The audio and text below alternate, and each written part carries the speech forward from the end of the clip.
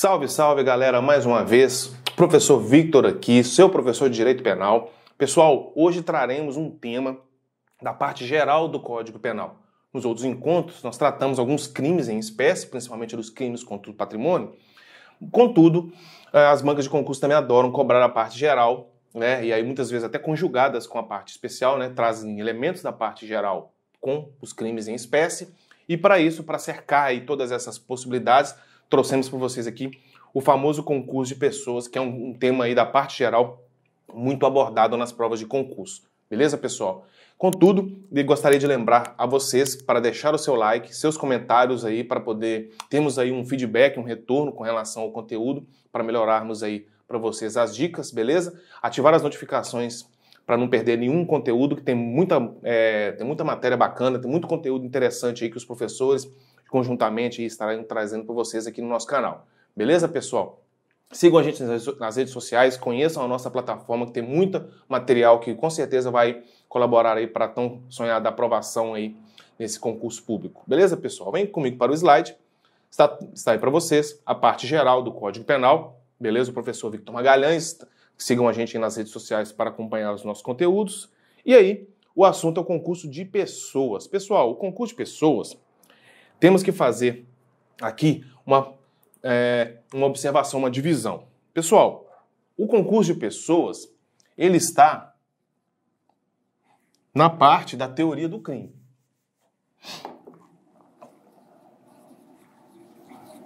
Concurso de pessoas, ele é a teoria, ele está disposto na teoria do crime. Beleza? Muita atenção aqui. Por quê, professor? Porque o examinador, antes mesmo da gente começar o estudo, já tem uma questão de prova. O examinador pode querer pegar vocês para vocês diferenciarem do concurso de crimes. Pessoal, o concurso de crimes está na teoria da pena.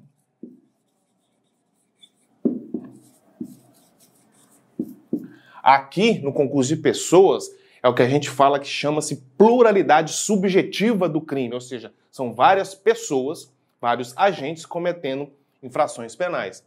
No concurso de crimes, é a pluralidade objetiva do crime. São vários crimes. Pode ser uma ou mais pessoas cometendo vários crimes. E ainda temos que diferenciar do conflito aparente de normas. Pode-se falar aqui, entre aspas, que é o concurso de normas, que é o que a gente estuda lá na teoria da norma penal. É a teoria da norma penal.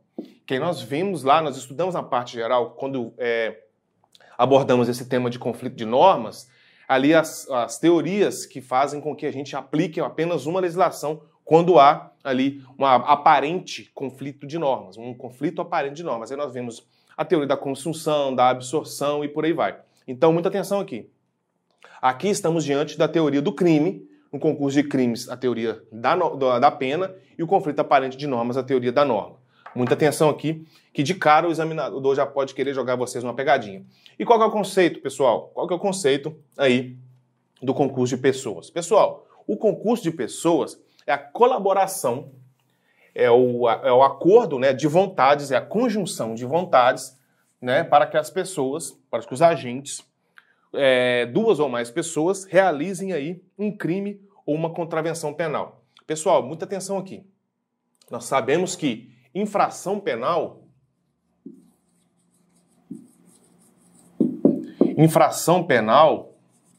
é gênero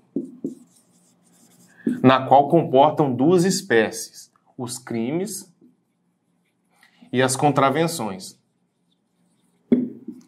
O concurso de agentes, ou também chamado concurso de pessoas, se aplica para infrações penais. São duas ou mais pessoas com um acordo de vontades, com ânimos de conjunção de vontades, praticando infrações penais. Ou seja, pode ser tanto crime com crime, ou contravenção com contravenção, ou contravenção com crime. Ou seja, trata-se de infração penal e também já é uma observação muito importante logo no conceito. E atenção, só há que se falar, pessoal, em concurso de pessoas, em concurso de agentes, quando estamos diante aí de crimes unissubjetivos. O que quer dizer isso, professor?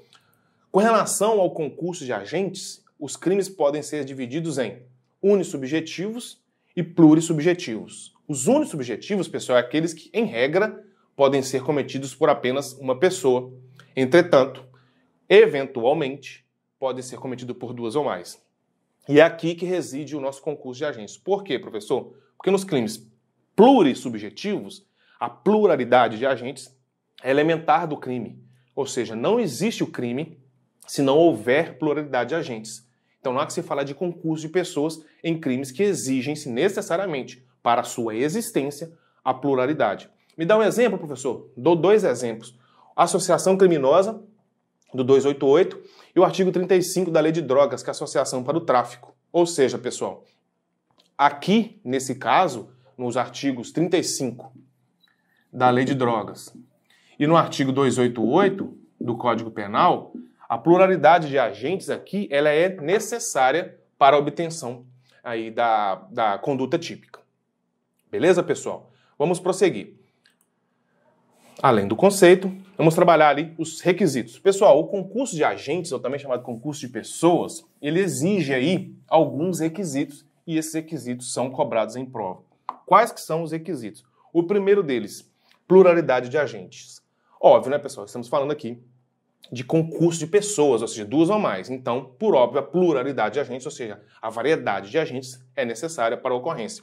Então, depende de pelo menos duas pessoas, né, para ir à ocorrência do concurso de pessoas, beleza? E atenção, os agentes devem ser culpáveis, porque senão estaremos diante aí da autoria imediata. Pessoal, os agentes têm que ser culpáveis. Suponhamos que uma pessoa maior de idade e um menor de idade praticam ali algum determinado delito. Nesse caso, pelo fato, né, do menor de idade não ser imputável, não ser culpável, estaremos diante da autoria imediata do maior e o menor comete ali um ato infracional, então não estaremos diante aqui de concurso de pessoas. Então, para ocorrer o concurso de pessoas, e o requisito da pluralidade de agente exige agentes culpáveis, ou seja, ambos agentes devem ser maiores e culpáveis, beleza? Pessoal, relevância das condutas é o próximo requisito. Por quê? Porque no artigo 29 do Código Penal traduz a ideia de que quem, de qualquer modo, concorre para o crime, incide nas penas a este cominadas na medida de sua culpabilidade. Ou seja, pessoal, os agentes devem colaborar efetivamente de forma relevante para a consumação do crime. Mas, pessoal, uma atenção aqui. Esta conduta, né, essa convergência de vontades, devem ser anteriores à consumação ou, no máximo, concomitantes. Dou um exemplo para vocês. Aqui temos um iter criminis. Nós estudamos na teoria da consumação tentativa, né, na parte geral, o iter criminis, que é o caminho do crime. E o caminho do crime ele tem algumas etapas. A primeira etapa é a cogitação, a segunda etapa é a preparação, a terceira etapa é a execução e a última etapa é a consumação. Legal, pessoal? Aqui o agente cogita o crime, aqui ele inicia os atos preparatórios, aqui ele efetivamente dá início à execução do verbo núcleo do tipo, até ele consumar. Para falarmos, pessoal, em concurso de agentes, temos que ter a seguinte atenção. As convergências de vontade devem ser, no máximo, antes da consumação, até aqui, ou então, concomitantes à execução aqui. Pois, senão, estaremos diante de crime autônomo. Dou um exemplo para vocês. Suponhamos que determinado agente decida furtar um veículo. E para furtar o veículo, ele conversa com seu primo, com seu amigo, fala assim, vamos furtar aquele veículo? Vamos. Então, as condutas dos dois agentes estão aqui no momento da execução. Os dois, tanto o agente quanto o seu primo, iniciam ali a execução do verbo subtrair do nosso artigo 155. Veja que a conduta deles está no momento executório. Por quê, professor? Porque se, caso contrário, nesse mesmo exemplo, o agente A vira e fala, vou furtar o veículo, vou praticar aqui o artigo 155. furtei o veículo, ele já consumou o crime. E aí ele comunica para o seu primo e fala assim, fulano, eu subtraí um veículo. Tem como você esconder ele para mim poder garantir ali o fruto né, da empreitada delitiva? Tem sim. Então, ele já consumou. E a conduta do primo adere após a consumação do delito. Nesse caso, pessoal, estaremos diante de crime autônomo. O agente A responde pelo artigo 155 e o agente B responde a depender do caso por uma receptação, favorecimento real, favorecimento pessoal, temos que analisar caso a caso. O que eu quero dizer para vocês é que a conduta dos agentes devem ser concomitantes à execução, nesse momento do intercrimes, e no máximo antes da consumação. Pois, se for após a consumação do delito, estaremos diante de crimes autônomos. Beleza, pessoal? É o que eu trouxe para vocês aí, chamando a atenção. Que aí as condutas devem ser concomitantes ou, no máximo, anterior à consumação do crime, pois senão estaremos aí diante de crime autônomo para depender dos agentes. Beleza, pessoal? Qual que é o próximo requisito? O próximo requisito é identidade ou unidade de infrações penais. Nós vimos aqui que infrações penais abrangem tanto as contravenções quanto os crimes. Os agentes, pessoal, devem contribuir para o mesmo evento, pois aplica-se em regra a teoria monista. Pessoal, o que diz a teoria monista? Pessoal, os agentes cometem apenas um crime. Suponhamos que o agente A, em concurso de agentes, com o agente B, em concurso de pessoas, efetuam ali um crime de roubo, artigo 157 do nosso Código Penal. Pessoal, não há que se falar um crime de roubo para o A e um crime de roubo para o B. Porque a teoria monista diz que os agentes cometem um crime, ou seja, existe a identidade ou unidade de infração penal. Então existe apenas uma infração penal para vários agentes. Beleza, pessoal? E não aqui, no caso, seria o artigo 157 para cada um deles, né? Individualmente.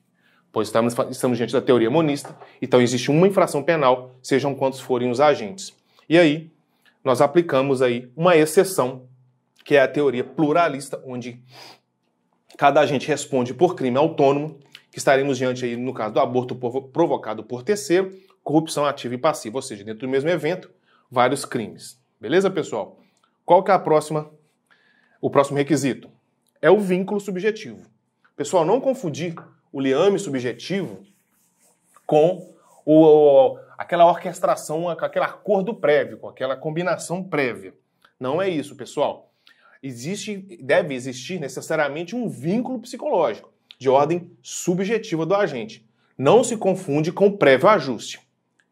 Em regra, na maioria esmagadora dos casos, o vínculo subjetivo verifica-se pelo prévio ajuste, pela combinação prévia. Vamos combinar aqui um crime. Está caracterizado o liame subjetivo. Mas não é condição necessária e obrigatória. Basta que o agente faça aquela adesão à conduta delitiva do outro para estar caracterizado ali o vínculo subjetivo. Vou dar um exemplo para vocês entenderem. Suponhamos que A é o nosso agente delitivo primário, ele deseja ceifar a vida do seu desafeto, que é B, ele pretende praticar o artigo 121 do Código Penal, o crime de homicídio. No primeiro momento, A deseja fazer ali, cometer o crime de homicídio em relação ao seu desafeto. E para isso, ele está ali bravo com aquela situação, indignado com aquela pessoa, ele faz uma ligação no meio da rua e começa a manifestar ali sua vontade de matar B em alto e em bom tom no meio de todo mundo. Ah, que eu vou matar ele, que ele é meu desafeto, eu não gosto dele, ele fez isso, fez aquilo. Nesse momento que ele está ali discutindo com alguém, falando que vai matar, que vai matar, que vai matar, ele fala, ó, dia tal, hora tal, eu sei que essa pessoa está no lugar X, eu vou lá e vou matar ele nesse dia, nessa data, nesse local. C, houve essa discussão e, por coincidência, ele também é desafeto de B. Ele também deseja a morte de B. Nesse momento ele fala, ah, tá, então eu vou nesse local, nessa hora, nesse dia, e vou ali ajudar, sem que A saiba, a matar B. No momento em que A, vamos supor que ele quer matar com uma arma de fogo, ele efetua o primeiro disparo contra B, B foge, e no momento em que B foge, C interfere e derruba a pessoa no chão, e aí A consegue cometer o crime de homicídio, ele dispara mais 2 vezes no chão e mata a pessoa. Pessoal, nós vimos que a conduta deve convergir até a consumação do crime, no máximo concomitantemente. Nesse exemplo, em que pese não haver aqui acordo de vontades, as vontades se convergiram até a consumação do crime. E aqui estamos diante do concurso de agentes e que não há o prévio ajuste. Então, não confundir. As condutas têm que ser convergentes, tem que aderir à conduta do outro até a consumação do crime e não há que se falar ali em prévio ajuste, como nós demos aqui esse exemplo, que esse exemplo também cai em prova e joga vocês na pegadinha. Beleza, pessoal? Pessoal, qual que é o próximo tópico? Nós vencemos ali, eu vou até dar uma dica aqui, antes de passar para o próximo tópico. Pessoal, existe um mnemônico para vocês decorarem, para vocês memorizarem os requisitos do concurso de pessoas.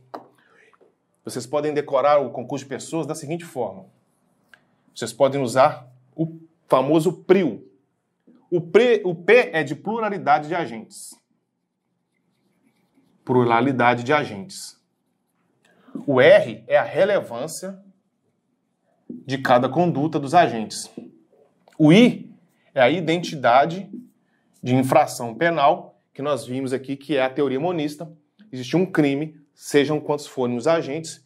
E o L é o liame subjetivo, ou também chamado de vínculo psicológico, vínculo subjetivo. Então, PRIO, pluralidade de agentes, relevância de cada conduta, identidade de infração penal, lembrar da teoria monista, e o liame subjetivo, lembrar do vínculo psicológico. Aqui não se confunde com prévio ajuste. Isso é uma dica muito importante, isso ajuda bastante os candidatos a memorizarem a questão dos requisitos para o concurso de pessoas.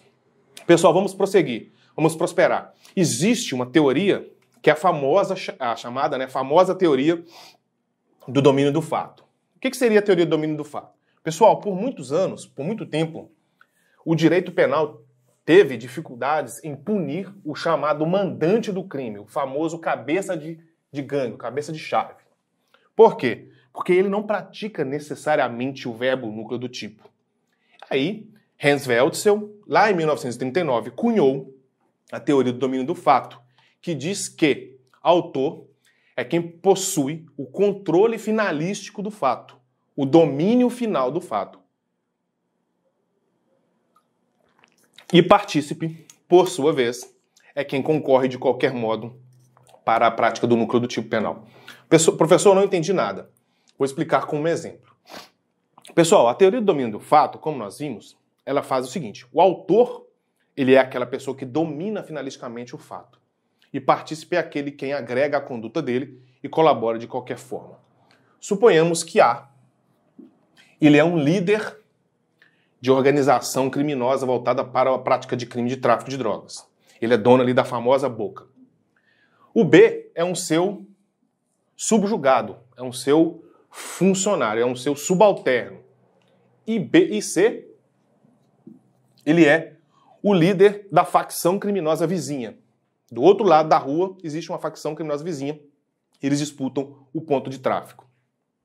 A, como é o líder, é o mandante, ele vira e fala, B, eu quero que você cometa o crime do artigo 121, eu quero que você mate, você vá lá e ceife a vida do outro líder para que nós possamos ali absorver, dominar aqui o ponto de tráfico nessa região. B fala assim, beleza, vou lá e faço. Ele foi lá e cometeu o crime, ceifou a vida de C. Pessoal, se não existisse a teoria do domínio do fato, muito provavelmente A ficaria impune. Por quê? Porque não foi ele que cometeu o verbo núcleo do tipo. Quem cometeu o verbo núcleo do tipo foi A. Foi B. Então A mandou matar, B obedeceu porque é subalterno, é um mero ali funcionário, entre aspas, vai lá e comete o verbo núcleo do tipo e ceifa a vida do desafeto. Se não fosse a teoria do domínio do fato, provavelmente A ficaria impune. Contudo, com relação a essa teoria, A seria o autor mediato E B seria o autor imediato. Por quê? Porque quem domina, quem tem ali o ditame do domínio final daquela conduta, daquele fato, é A e não B. B apenas obedeceu. Então, de acordo com a teoria do domínio do fato, o mandante do crime seria o autor imediato, porque através dele, B cometeu um crime. E o B, quem efetivamente aplica ali, comete o crime de homicídio e aplica-se ali o verbo núcleo do tipo, ele é chamado de autor imediato. Contudo, eu chamo a atenção para vocês. Vem aqui comigo para o slide. Não confundir com a autoria colateral. Por quê, professor? Porque na autoria colateral existe a ausência total de vínculo subjetivo. Não há que se falar em concurso de pessoas na autoria colateral. Eu te dou um exemplo para vocês entenderem. Suponhamos que duas pessoas querem matar uma. E essas duas pessoas têm como uma terceira o seu desafeto. Só que, sem que nenhum dos dois soubessem da conduta de um de outro, cada um tenta ali matar ali os seus desafetos, e aí com isso eles conseguem consumar o crime de homicídio. A depender do caso concreto, das circunstâncias, né, da pesquisa, da perícia, pode ser que os dois respondam por homicídio consumado, a depender das circunstâncias. Só que nesse caso, cada um responde por homicídio independentemente, de forma autônoma, porque não há vínculo nenhum subjetivo. Nenhum dos dois adere à vontade do outro, como nós demos o exemplo de que a pessoa vai lá e colabora de alguma forma, sabendo, psicologicamente vinculada à outra. Então a teoria colateral está chamada a atenção para vocês, é a ausência total de vínculo subjetivo. Não cair nessa pegadinha que também é muito cobrado em prova. E aí, de acordo com a teoria do domínio do fato, o autor é quem pratica o verbo núcleo do tipo, ou quem tem o domínio final do fato, como nós vimos aqui no exemplo. E partícipe é aquele que, de alguma forma acessória, adjacente, colabora com a conduta delitiva. Então, temos que entender o instituto da participação, que é o que está exposto para vocês aí na tela agora. Pessoal, partícipe, a participação, é aquele sujeito que não realiza necessariamente o núcleo verbo do tipo, mas de qualquer forma, de qualquer maneira, de uma forma acessória, de uma forma adjacente, ele concorre para a prática da infração penal. E para isso existem dois requisitos. Ele tem que necessariamente desejar, o propósito de colaborar com a conduta principal e a colaboração efetiva. Óbvio, né, pessoal? O agente tem que necessariamente querer colaborar e tem que ser efetivamente. Porque se a participação dele, nós vamos ver que a participação inócua, ela não é punida. Então a participação dele tem que ser, no mínimo, efetiva, tem que colaborar de alguma forma. E existem duas espécies. A moral, que se subdivide em induzir ou instigar. Qual que é a diferença? Indução é quando você cria uma ideia inexistente e instigação é quando você reforça uma ideia pré-existente. Na indução, a gente nunca teve a ideia. Um vira e fala, por que você não comete aquele crime ali? Boa ideia, vou lá, vou cometer o crime. Isso é induzir. A instigação é, nossa, eu sempre tive vontade de furtar. Aí o outro fala, por que você não vai lá e furta? Eu te ajudo, vamos lá.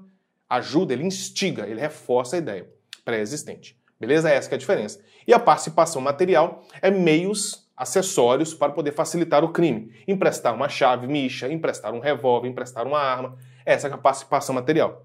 Segurar a vítima, impedir que a vítima fuja. Né? Isso tudo é participação material, ou seja, ele efetivamente facilita, né, ali a consumação do delito. E aí, como nós vimos, trouxe aqui para vocês a participação de menor importância. O que é a participação de menor importância? É quando o sujeito participa de alguma forma que é muito mínima, em relação à consumação do crime. E aí está o parágrafo 1º do artigo 29 do nosso Código Penal. Se a participação for de menor importância, a pena pode ser diminuída de 1/6 a 1/3. Trata-se de uma causa de diminuição de pena e é direito subjetivo do réu. Ou seja, se o agente participa de uma forma mínima, é direito dele ter a pena diminuída de 1/6 a 1/3. Legal, pessoal? E como que o juiz vai fazer aí para poder mensurar? Aí ele vai analisar no caso concreto. Quanto mais próximo da consumação do crime for a participação, menos ele vai ter a pena reduzida. Quanto mais distante da consumação, mais redução ele vai ter. O que cai na prova é se essa redução é um dever ou uma prerrogativa do magistrado, do juiz. E como eu trouxe para vocês aí, é um direito subjetivo do réu, então o juiz deve diminuir. Se a participação for menor, o juiz deve diminuir e não é uma mera prerrogativa. Tranquilos, pessoal? E aí, como nós vimos que existe uma participação que ela é impunível. Por quê? Porque ela não foi efetiva para a consumação do crime. E a isso se dá o nome de participação impunível, que está escrita, estampada no artigo 31 do Código Penal. Ó, o ajuste, a determinação ou instigação e o auxílio, salvo disposição expressa em contrário, não são puníveis se o crime não chega a ser, pelo menos, tentado. Ou seja, a participação ela é inócua, é uma participação inútil. Então, ela não se pune se o crime não chega a ser ao menos tentado. Professor, não entendi. Suponhamos que A queira cometer um determinado crime. E B, vamos supor que ele queira cometer o crime do artigo 155. Ele quer furtar o carro dos sonhos que está lá na concessionária. Está lá o carrinho. E B participa, instigando ele. Fala assim, cara, você sempre quis aquele carro dos seus sonhos, vai lá e furta, vai lá e furta, vai lá e furta. Instiga o A, fala assim, não, realmente, eu vou furtar esse veículo. No outro dia, A acorda e fala, quer saber? Se eu cometer esse furto aqui, vai acabar com a minha vida, eu não estou disposto a jogar minha vida fora. Então, eu não vou fazer nada, eu vou ficar na minha, eu vou trabalhar e vou comprar esse carro. Veja, pessoal, a instigação, que foi uma forma de participação moral, não será punida porque A não chegou a sequer tentar furtar o carro. E é isso que fala de participação impunível, do artigo 31. Ou seja, independentemente da força da participação, se eu emprestei uma arma para uma pessoa matar outra e ela desiste, ela não chega a sequer tentar aquele crime, não se pune de acordo com o que está escrito para vocês aí no nosso artigo 31 do Código Penal. A isso se dá o nome de participação inócua, inútil ou impunível. Beleza, pessoal? Próximo tópico. A participação em crime menos grave. Pessoal, esse aqui também é muito explorado em prova. Tá aí na tela para vocês. Como que funciona a participação em crime menos grave? Parágrafo 2º do 29. Se algum dos concorrentes quis participar de crime menos grave, será-lhe aplicada a pena deste. A pena será aumentada até a metade, na hipótese de ser previsível o resultado mais grave. Pessoal, vem comigo aqui para o quadro. A participação em crime menos grave diz que o agente, se não chegar ao seu conhecimento a possibilidade da ocorrência de um resultado mais grave, ele só vai responder por aquele menos grave que anteriormente ele tinha acordado. Vou dar um exemplo para vocês entenderem. Suponhamos que A combina com B de efetuar uma série de furtos numa casa que eles verificam que está todo dia à noite desvigiada. Aí ele vira e fala, ó, B, eu vou fazer o seguinte, você vai ficar na porta vigiando para ver se não vem ninguém. Beleza? E eu vou adentrar na residência e vou fazer a limpa, vou subtrair o que for. Só que A não avisa para B que está armado. O nosso A está aqui e ele está armado. B não sabia dessa condição. O A entra na residência e começa ali a fazer os furtos.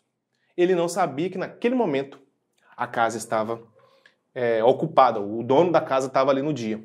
E aí ele acaba entrando ali em alguma discussão, alguma briga, foi abordado, saca do revólver e mata o dono da casa dentro da casa. Sem que B tivesse qualquer ciência dessa possibilidade de um resultado mais gravoso. Nesse caso, pessoal, o agente A pode responder ali, a depender do caso. O furto pode virar um latrocínio, ou pode virar um roubo, né? Ou pode virar ainda ali até um concurso de furto e homicídio. Só que o que interessa pra gente é B não tinha a menor possibilidade de saber dessa condição, dessa possibilidade de um resultado mais grave. E a isso, vem aqui comigo de novo para o slide. Olha, ele quis participar de crime menos grave. Então será aplicada a pena aqui no nosso exemplo do crime de furto. Só que será aumentada até a metade, de qualquer forma, se é possível ali a previsão do resultado mais grave. Nesse caso, no primeiro exemplo, o A não informou para o B que ele estava armado. Se fosse o inverso, ele falasse, não, olha, eu estou armado, mostra para ele a arma que eu estou indo armado. Opa, já entrou na esfera de conhecimento de B a possibilidade desse resultado mais grave. Então, neste caso, independentemente, ele continua respondendo pelo artigo 155. Porém, com uma pena maior, porque chegou na sua esfera de conhecimento essa possibilidade, ele, mesmo que remota, de um resultado mais grave, um homicídio dentro da residência, por exemplo. Legal? E é isso que diz para vocês aí a parte final do nosso dispositivo, do artigo 29, parágrafo 2º. Essa pena será aumentada até a metade, na hipótese de ter sido previsível o resultado mais grave. E aí, existe a primeira parte. O vínculo subjetivo existia somente no tocante ao crime menos grave, ele não sabia de nada em relação ao mais grave. E na segunda parte, ele sabe da possibilidade de ocorrer um crime mais grave, no caso aqui um homicídio, um roubo, etc. E aí sim, aumenta-se um pouco mais a pena dele, por essa ciência, por essa necessidade de estar sabendo dessa condição. Beleza, pessoal? Vamos prosseguir. Existe aí as chamadas circunstâncias incomunicáveis. Aqui também, pessoal, exige uma série de questões de prova. Pessoal, circunstâncias incomunicáveis são aquelas que não se transmitem aos coautores ou partícipes de uma infração, a depender do caso, pois diz respeito a apenas um dos agentes. É o que está escrito no artigo 30 do Código Penal.